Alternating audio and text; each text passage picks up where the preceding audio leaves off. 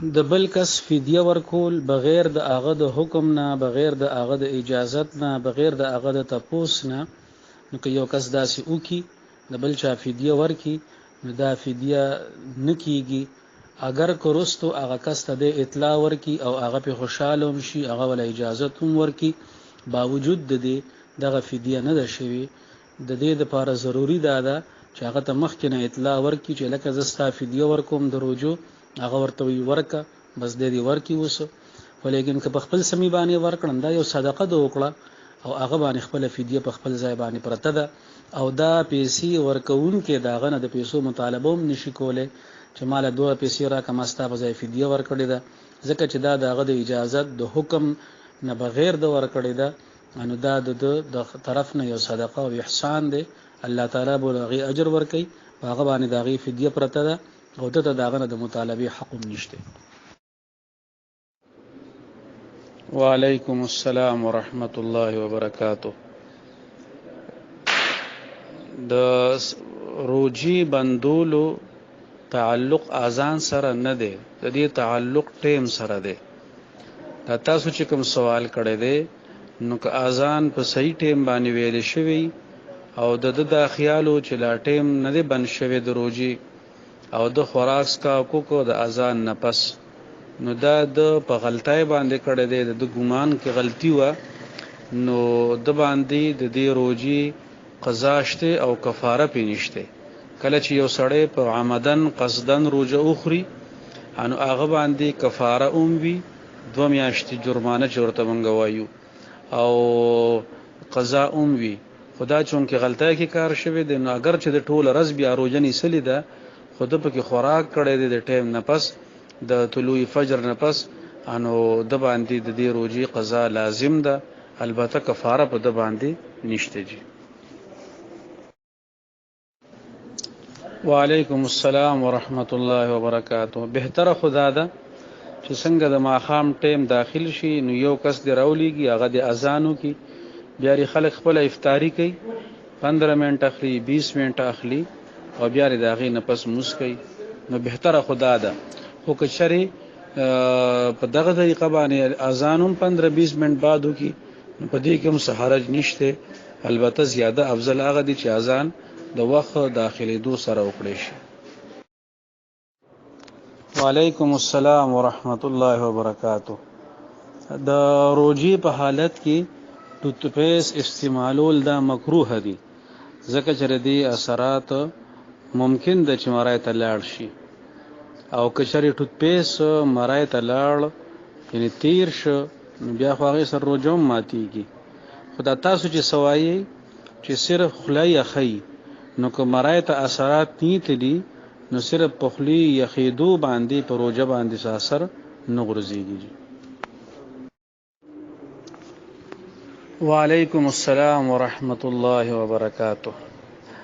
کم یو کس د روجي فدیه ورکول شي او کم نشي ورکول، دا تاسو سوال دی. نو ډومبنه خبره خو ذهن کې دا کی دی چې چری یو تن د رمضان المبارک روجه پر رمضان کې نیسل شو نو هغه د پاره فدیه ورکول جایز نه دی. نمبر 2 چې چری یو کس پر رمضان کې روجه نشي نیسل خو لیکن آینده زندګۍ کې هغه ته امید شته چې زه خشم او ما کې به طاقت راشي او دا امید دا غوي، نو هغه فدیه نشي ورکولې دی به روجه نیسي. یعنی خلاصه د خبره دا چې فدیه د هغه کس د پاره د روجي قائم مقام دی چې کوم کس په زندګۍ بر پوره زندګۍ کې هغه ته د روجي طاقت ملاو نشي یا د ملاوېدو امکان نوي. نو اوس راځو مونږه وضاحت ته. یو معمر سړی دی، یو معمر زنانه ده، کمزوري دي او اتیا او سلو کالو وغیرہ دور عمر هم دی، نو اوس هغه کې طاقت د روجي په موجوده وخت کې نشته، نو ظاهره کې داسې لګي چې د دې طاقت واپس ناراضي. یو الله تعالی خو بهر سبانه قادر دی، غنه او ظاهره خبره دا کو چې بیا دغه نفس بنده کې طاقت ناراضي، نور کمزوري سی واکیږي، نو کدی فدیه ورکې نو دا خو ټیک ته او دای کې د روجي طاقت هم نشته. اوس یو ځوان الګ ته یا یو ځوان زنانه ده او تبراله ټوخی راغی او یا نور څه بیماری رااله او هغه رمضان روزه ونني سره شو، اوس هغه وی منګه فدیه ورکو نو دا فدیه نه ده صحیح، ځکه چې دیتا په کال کې یا دوکاله کې یا زندګۍ کې امید شته چې دیبا خشي او واپس به طاقت تراشي، به د روزي طاقت په دی کې وي، نو دی د فدیه کو ورکین دا به صدقه وي او دا به د روزي کار نه کوي. یو بل خبره او هغه پکې دی کې ستاسو د سوال نه اضافي ده، هغه دا چې کچري یو سړی یا یوې خزي ته خپل ظاهري حالت نه امید نو، هغه وی چې بس مونږ طاقت ختم دی او بیا واپس ناراضي او هغه د روزي اونني سلی او فدیه ورکړه او خدای پاک سکول چې هغه کې طاقت راغی، هغه کې الله تعالی طاقت واچو نو بده روزه نسی او هغه فدیه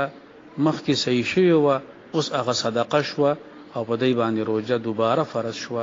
نو پته ولګی دا چې فدیه هغه ځای کار کوي چې کوم ځای کې بنده باندې په موقع او یا په زندګۍ کې په هغه باندې د روزي طاقت نیوي، که طاقت وسوي یا آینده زندګۍ کې چری امیدوالوي بیا داسې کس فدیه نشي ورکولی. لنډو تراو برا کولو کې خو مسله نشته،